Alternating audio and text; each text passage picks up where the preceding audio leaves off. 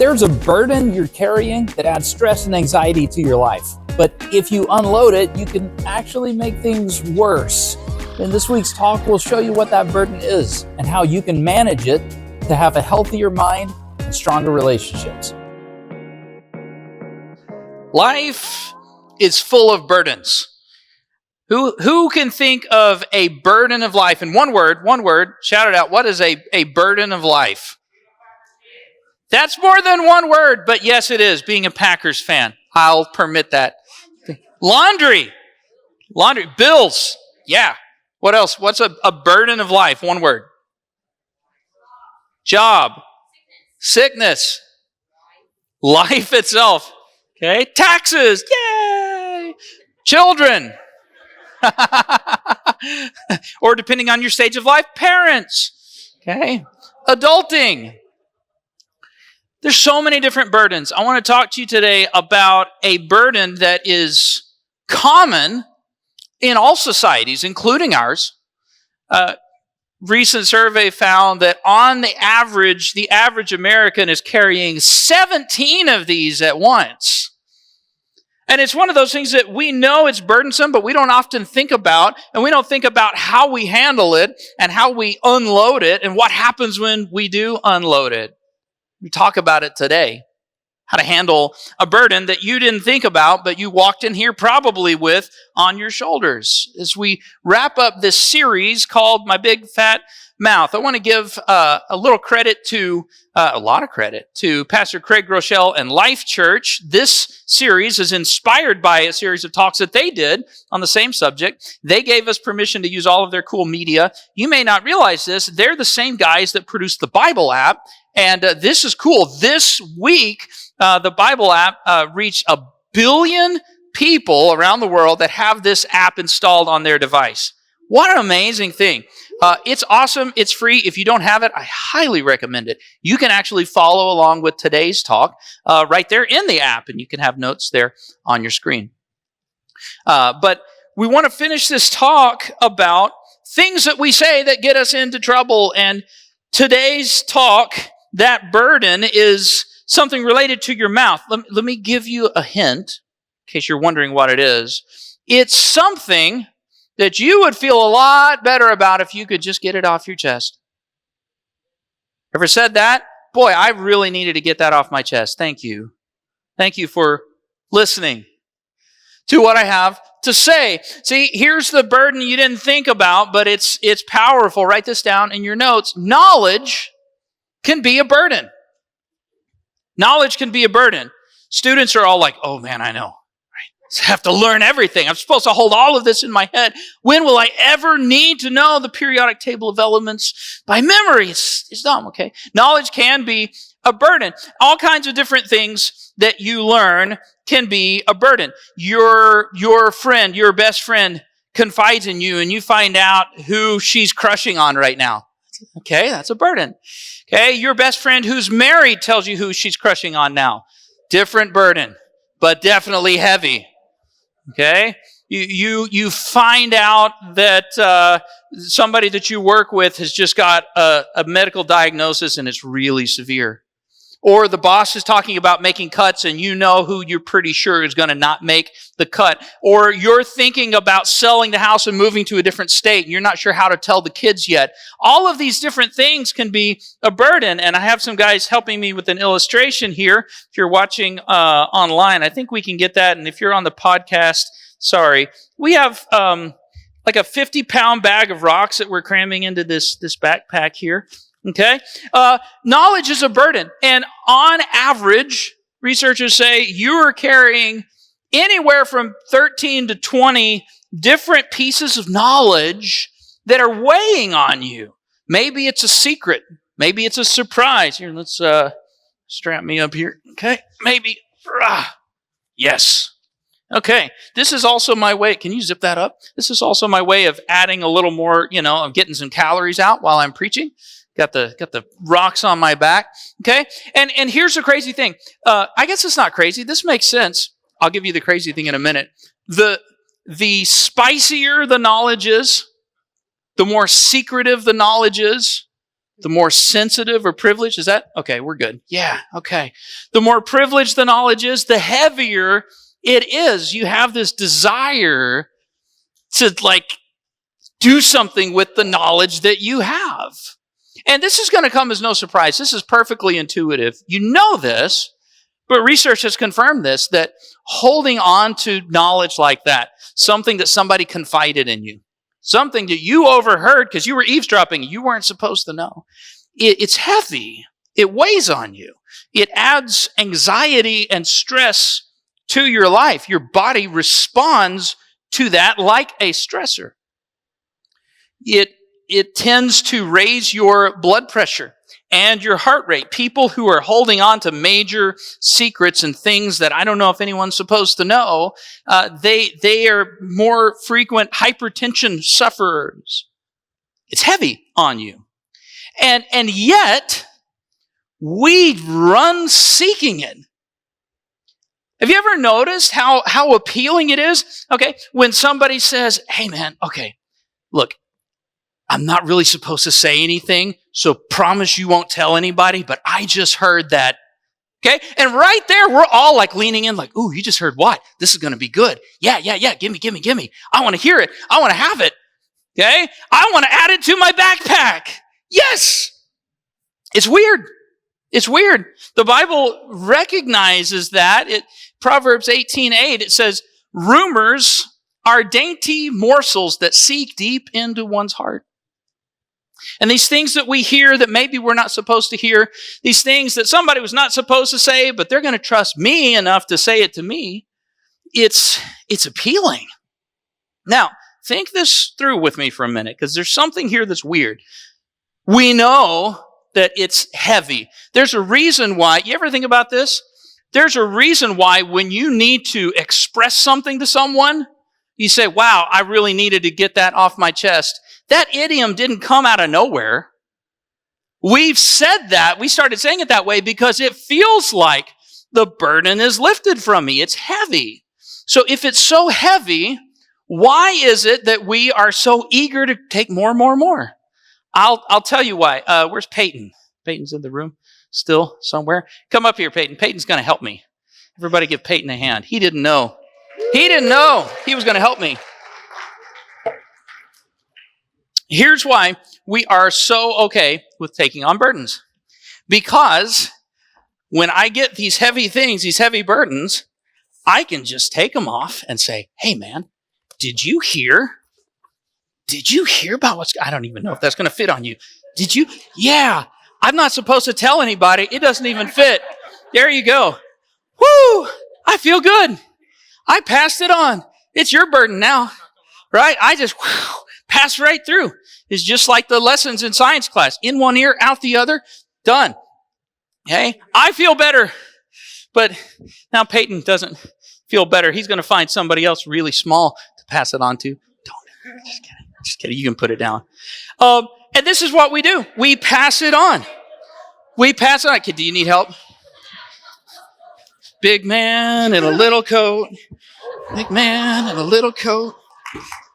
Give him a hand. Here's what we do. We pass it on. We pass the burden on to somebody else. Hey, did you hear? I can't believe it. And we pass it. Did you hear what the youth pastor did this week? Did you hear what the president did this week? Did you hear what my boss did this week? We pass it right on. And it's great. Only some things should not be passed on because they're problematic. And those are the things I want to zoom in on today. So you write this down in your notes. Some things shouldn't be shared. There are some pockets of knowledge that really ought to be kept to yourself. Nobody needs to know the status of your bowel movements this week. I promise nobody but your doctor cares. Just keep it inside, okay? We don't need to know that stuff. There are some things that we learn, and when we go to pass it on because it's heavy, we end up damaging people.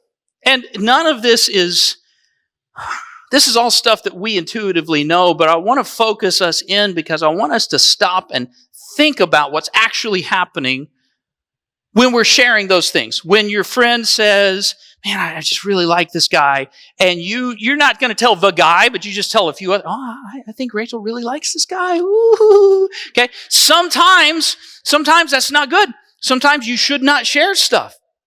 Okay? Because gossip hurts everybody involved. Write this down. Gossip hurts the subject, the person that you are telling the story about.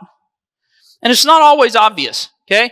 If you're pretty sure that your high school buddy is cheating on his wife and you tell anybody, that's absolutely going to hurt the subject, especially if, I saw that car there when his wife, okay, well, maybe you misunderstood. Okay. You may not have the full story, but it hurts the subject. How many have ever confided a secret in a friend only to find out that they went and told everybody?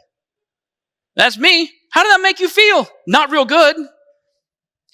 How many of you guys have ever said something, and then when somebody retells that story, they have you saying it in a different tone or saying a different thing that you actually said? You look like a fool. Anybody else? Yeah.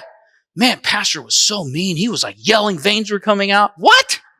I wish there was a hidden camera there so we could go back and review like the instant replay. Sir, after reviewing the play, the call on the field is overturned.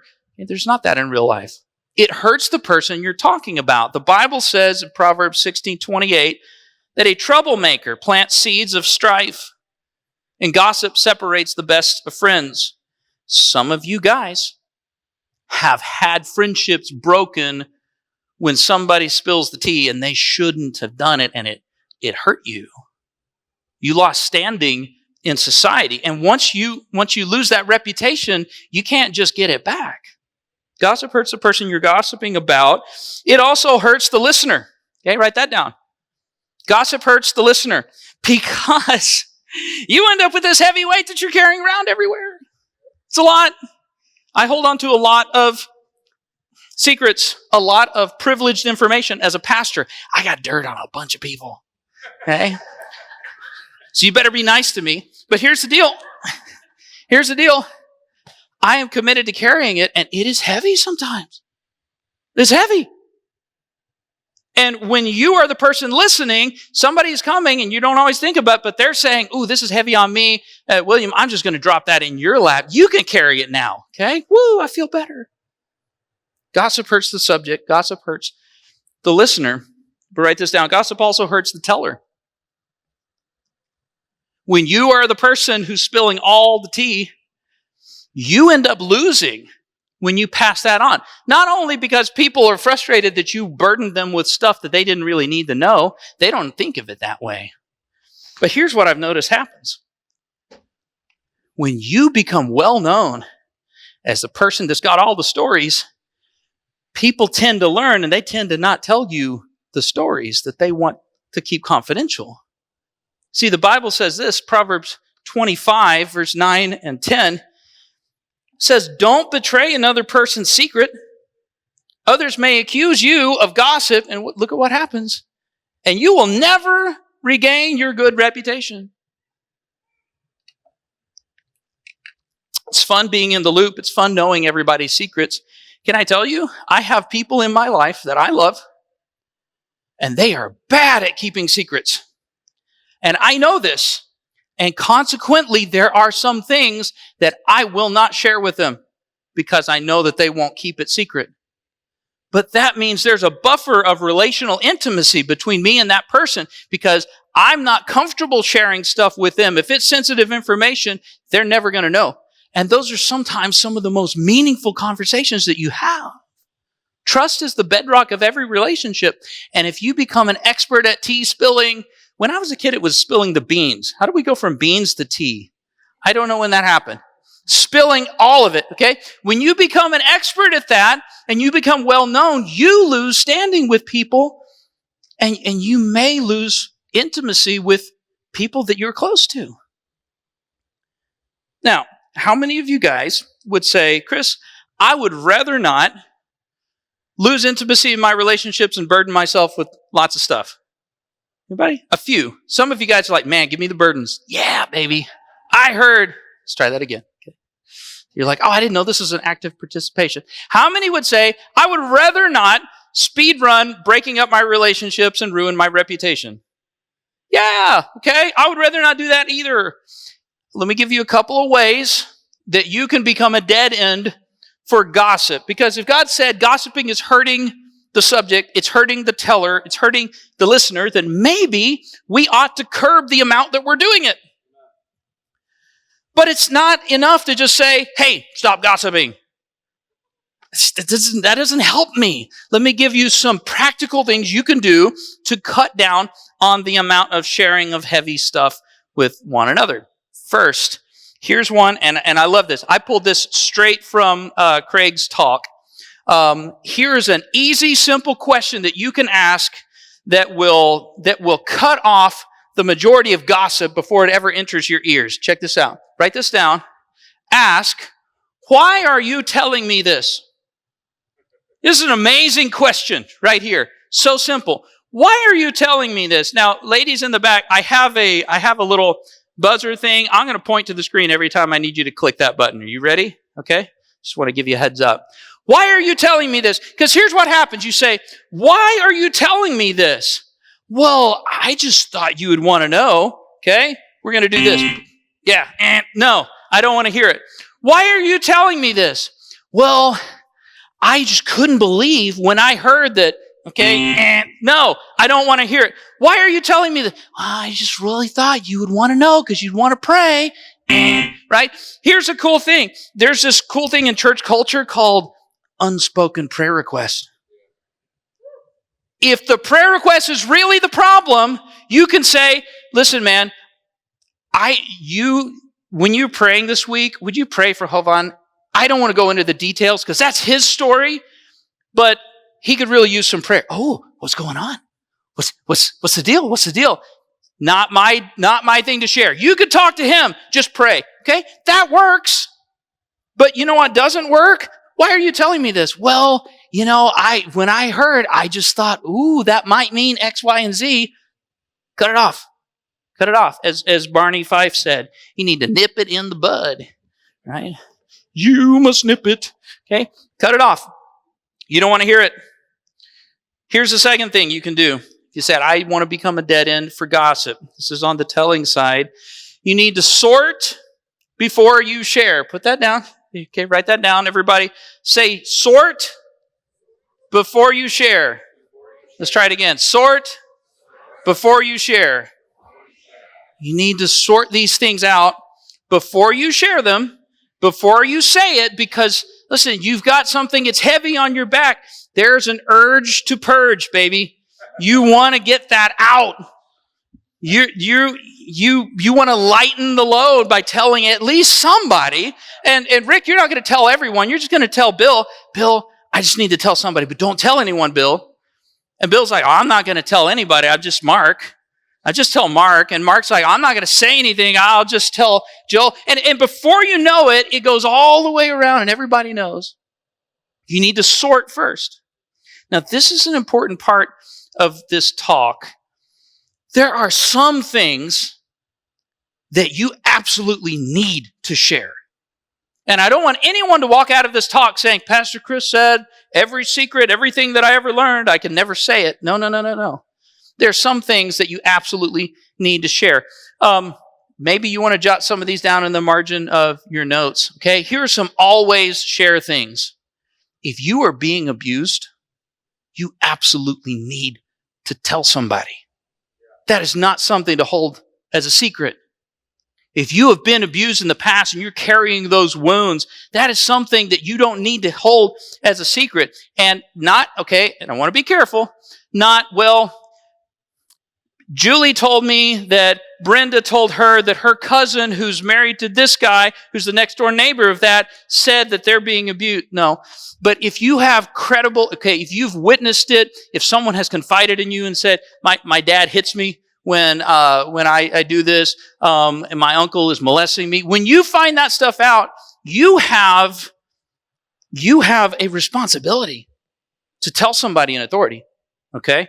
There are some things that must be shared. If somebody tells you they're thinking about killing themselves, you need to tell somebody. Okay? If somebody says, hey, I just want you to know that half the time when I come home drunk, I beat up my kids. You need to tell somebody. That's not something to hold. Okay?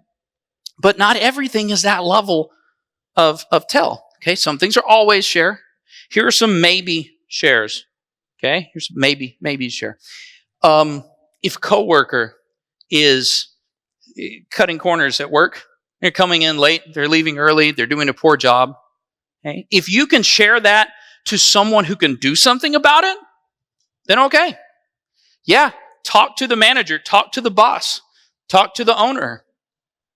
But don't talk to your other coworker. Hey, I got to tell you, Roger's just doing such a bad job. I don't know why he's that way. Is this because he's a Patriots fan? When the Patriots? They're all of a sudden good and he thinks he can get away with anything. He's just wearing the hat in here. And when you're starting to do this sideways, nothing good is coming out of it. The only thing you're doing is destroying Roger's reputation. Nothing's going to get better. Okay. Here's another good, poor Roger. Roger's a hard worker. Okay, that's why I can joke. Okay, if somebody's acting out and you know the parent, you talk to the parent.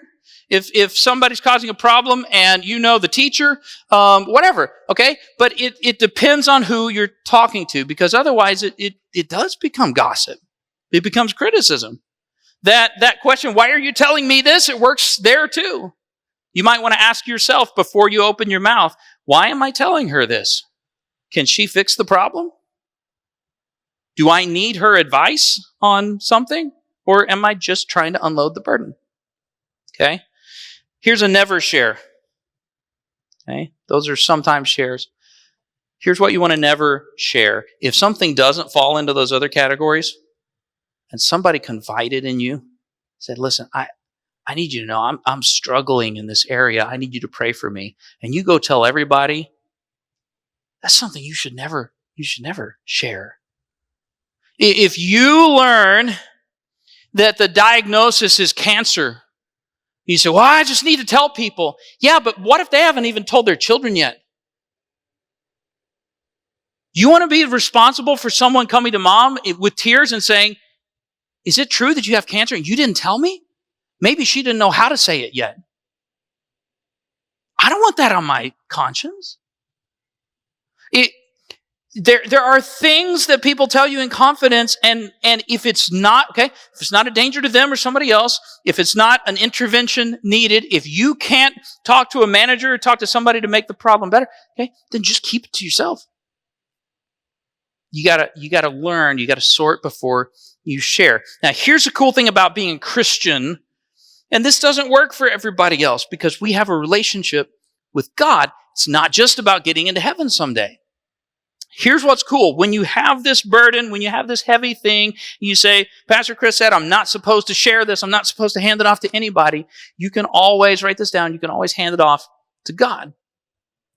And I know it's not the same as telling somebody, but it's not doing nothing. We can always bring our burdens to God. And here's, okay, this actually helps for me. Go somewhere where somebody can't hear you, okay? And actually say it out loud. There's something cathartic about speaking it, even if you're only speaking it to the Lord.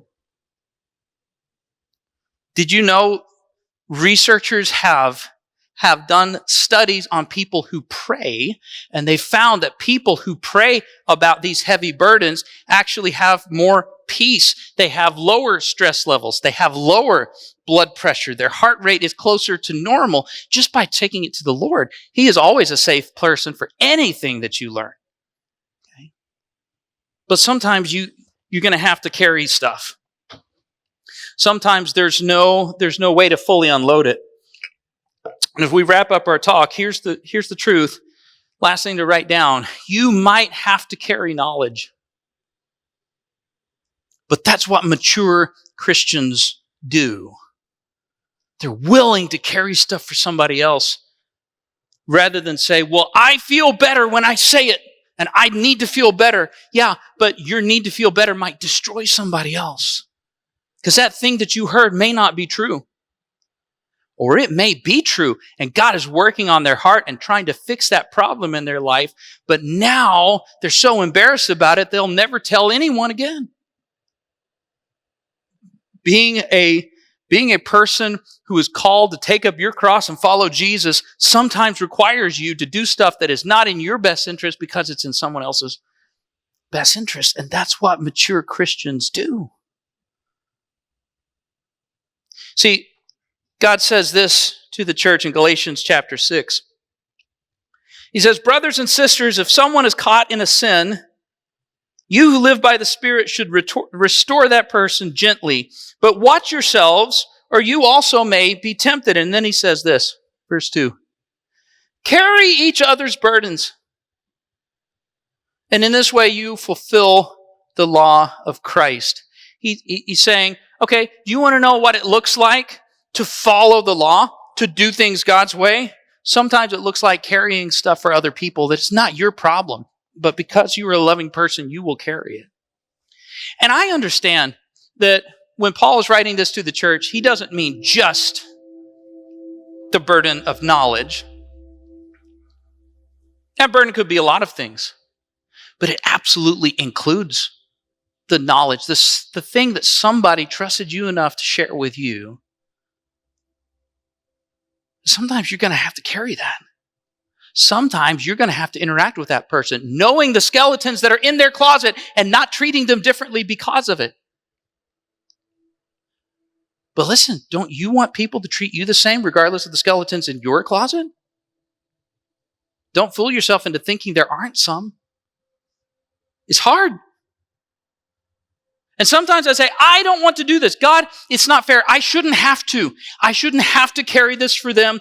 I should have never heard this. It's not my fault that they told me. It's not my fault I overheard this. It's not my fault that I saw the email. It's not my fault. I shouldn't have to carry it. But sometimes being a mature Christian requires you to do something for the good of someone else, even if it's not for your own benefit. Because here's the alternative, okay? Say, I shouldn't have to carry this, I'm going to put it down. Okay. Here's the alternative, James chapter 1, verse 26. If you claim to be religious but don't control your tongue, you are fooling yourself and your religion is worthless. Ow. God's saying, look, it really doesn't matter to me how well you sing, and how much you give, and how much you serve, and how much of the Bible you read. If all of those churchy religious things don't result in you being willing to control yourself and what you say for the benefit of others, if you can't even do that, the rest of the stuff is worthless. It's not making a difference. This is what I need you to do. Be willing sometimes. Carry one another's burdens, believing that they will be willing to carry them for you. And this isn't just this just stinks to be me. Why did I choose Christianity? Okay, imagine, what if we got better at this? What if instead of being known as the person who knows all the details and has all the dirt on everybody, what if you became known as such a trustworthy person that when someone's really struggling with a delicate issue, they seek you out because they trust that you're going to hear them and keep that between the two of them, and you have amazing opportunities to speak into somebody at a crisis point in their life that you would never have otherwise? What if God can use you to be the voice of the Holy Spirit into their life that says, let me pray with you together. Let me counsel you on this thing. Wouldn't that be cool? What if your grown child trusts you enough to keep that secret and they confide stuff in you because they really want your wisdom, but they're afraid you're going to judge them if they actually tell you what's really going on? What if your trustworthiness and your ability to carry stuff and not judge people by it and just carry it, what if that created a dynamic where your daughter is able to say, Mom, I don't know what to do and I just need your advice. Can I tell you, every mom in the room desperately wants that kind of a relationship with their children? But if you become the expert tea spiller, you will undercut that. And they will say, I'm not talking to mom, I'll find somebody else. It really matters. Okay, and earlier in the series, we talked about how important it is, okay, to be able to be honest. How prone we are to lying, and how we want to be a place where we can be honest.